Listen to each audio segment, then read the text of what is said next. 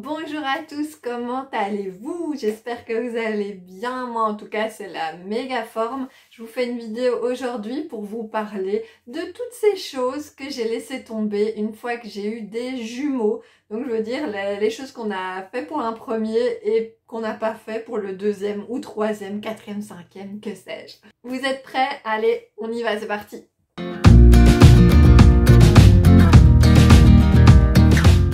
Le ménage, je veux pas dire que j'ai arrêté de nettoyer ma maison, bien au contraire, ma maison est devenue vraiment un chantier avec l'arrivée des jumeaux. Ce que je veux dire par là, c'est que j'ai arrêté de le faire moi-même. J'ai donc fait appel à une aide ménagère à partir du moment où j'ai eu les jumeaux, et quelle bénédiction d'avoir une aide ménagère.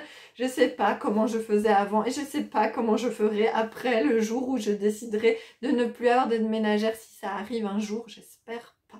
Mon aide ménagère vient une fois par semaine, elle fait le ménage dans toute la maison, elle change les draps des lits toutes les semaines, et moi, au quotidien, j'essaye de faire ce que je peux. Donc je passe l'aspirateur une fois par jour minimum. Voilà, j'aère les pièces, tout ça, mais tout ce qui est gros ménage, je ne dois plus faire. Je continue quand même à faire les lessives, vider le lave-vaisselle forcément, enfin les tâches du quotidien, je les fais, mais en tout cas le gros ménage hebdomadaire, ça c'est mon aide ménagère que je remercie et que j'aime. Ma phobie des écrans pour les enfants, en fait quand j'ai eu que Léo, je lui montrais jamais d'écran. On a arrêté d'avoir la télévision quand elle est arrivée, donc on avait juste le meuble télévision, on regardait nous parfois des films, des DVD, il n'y avait pas encore Netflix.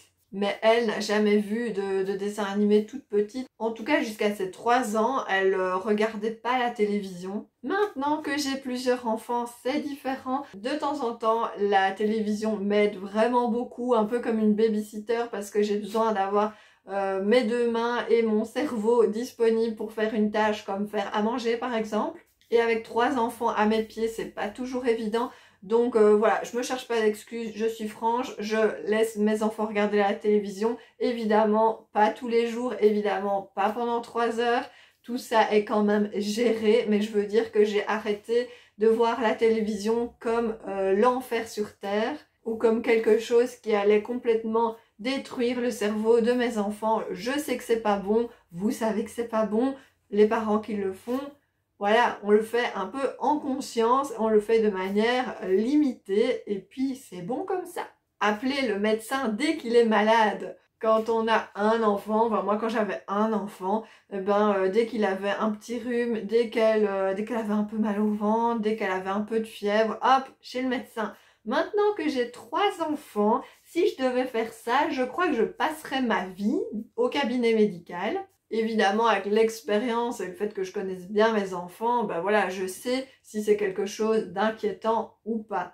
Je sais que Mia et Mathéo, ils ont facilement beaucoup de fièvre, donc quand ils font des pics de fièvre, je m'inquiète pas trop. Je sais comment réagir. J'appelle le médecin vraiment que si c'est inquiétant ou si j'ai besoin d'un certificat médical. Mais avec 3 enfants, les moments inquiétants ou les moments où j'ai besoin de certificats médicaux, ils arrivent quand même souvent. Donc j'y vais encore malheureusement trop souvent.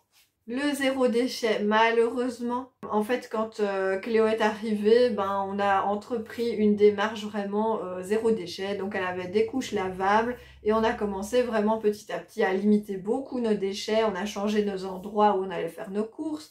On allait plus souvent au marché, au magasin vrac. On avait vraiment réussi à avoir des nouvelles habitudes, à faire beaucoup nous-mêmes, les biscuits, le pain, tout ça. Et à l'arrivée des jumeaux, on a fait un gros marche arrière. Je me voyais pas me lancer dans les couches lavables avec eux parce que on habitait dans une toute petite maison, on n'avait aucun endroit pour faire sécher les couches lavables, on n'avait pas de séchoir. Je sais que c'est tout à fait possible de faire les couches lavables avec des jumeaux, mais en tout cas, nous, dans notre situation, à ce moment-là, ça ne nous semblait pas possible et ce n'était pas là où on avait envie de mettre notre énergie. Pour tout ce qui est alimentaire, produits de soins et tout ça, voilà, je pense que c'est vraiment transitoire. En tout cas, moi, je le vois comme ça. Je pense sincèrement qu'il y a un moment où on arrivera à refaire des démarches vers le zéro déchet. Déjà, voilà, quand ils seront propres, quand ils iront à l'école, je pense qu'on aura un meilleur rythme, que j'arriverai à retourner dans les magasins vrac pour aller faire mes courses. Parce que là, pour le moment, c'est un petit peu en mode survie. tout doit prendre le moins de temps possible et donc les courses, je les commande au Collect and Go, je vais les chercher, ça me prend vraiment très peu de temps et ça nous a vraiment sauvés depuis l'arrivée des jumeaux. Mais j'espère sincèrement qu'on va pouvoir entamer de nouveau une démarche zéro déchet en famille avec eux pour les sensibiliser aussi à tout ça. L'allaitement long, voilà, avec les jumeaux, si vous n'avez pas suivi la vidéo sur l'allaitement, je vous invite à la voir.